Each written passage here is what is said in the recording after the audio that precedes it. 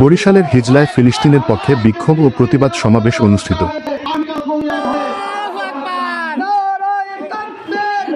বরিশাল জেলার হিজলা উপজেলার ৫ নং হিজলা গৌরবদী ইউনিয়নের একতা বাজার চত্বরে অনুষ্ঠিত হল এক বিক্ষোভ ও প্রতিবাদ সমাবেশ, যেখানে মুসলিম তৌহিদি জনতা একত্রিত হয়ে দখলদার ইসরায়েলের আগ্রাসনের বিরুদ্ধে রুখে দাঁড়ানোর আহ্বান জানান। সমাবেশে বক্তারা মসজিদুল আকসা পুনরুদ্ধার এবং মজলুম ফিলিস্তিনিদের প্রতি একাত্মতা প্রকাশ করেন। তারা ইসরায়েলি পণ্য বর্জনের আহ্বান জানান এবং দখলদার রাষ্ট্র ইসরায়েলের বিরুদ্ধে প্রতিবাদ জোরদার করার আহ্বান জানান। বিক্ষোভ ও প্রতিবাদ সমাবেশে প্রধান অতিথি হিসেবে উপস্থিত ছিলেন হিজলা উপজেলা ইসলামী আন্দোলন বাংলাদেশের সাবেক সিনিয়র সহ সভাপতি মাওলানা মঈনুদ্দিন। প্রধান বক্তা হিসেবে বক্তব্য রাখেন হিজলা উপজেলা ইসলামী আন্দোলন বাংলাদেশের আহ্বায়ক মাওলানা আব্দুল গনি সাহেব।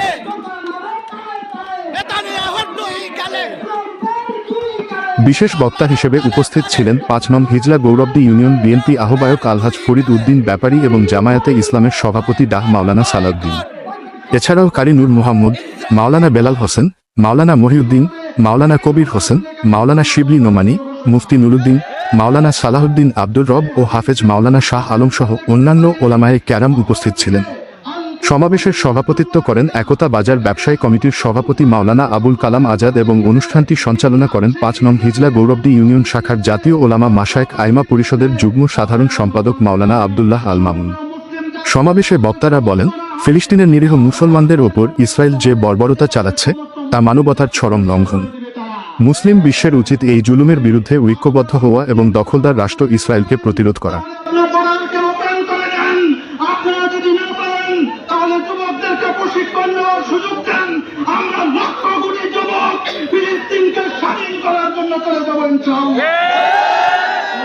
বলতে চাই, সকলে স্লোগান দিবেন,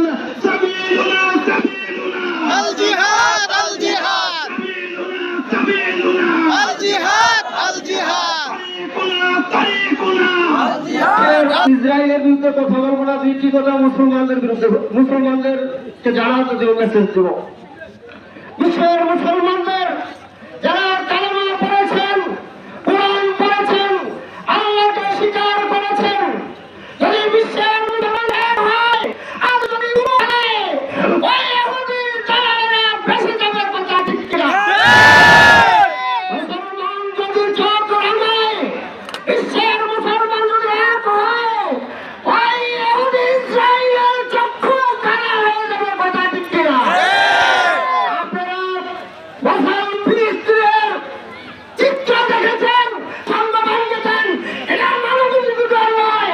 নিঃসঙ্গভাবে দেশান্তরিত করে আমাদের প্রাণ প্রিয় সেই আমাদের প্রধান কেবলা আকসাকে যে ধ্বংস করেছেন, এটা আমরা মুসলমান তৌহিদি জনতা মেনে নিতে পারি না। কি বলেন বিশ্বের মুসলমান?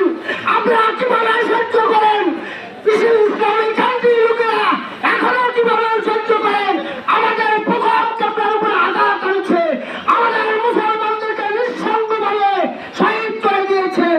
আসে ঐক্যবদ্ধ হয়, হিংসা বিদ্বেষ বাদ দিয়ে বিশ্ব মুসলমান হয়ে ইসলামের পক্ষে কাজ করার আল্লাহ সকলকে তৌফিক দান করো। আমার তৌফিকুল্লাহ।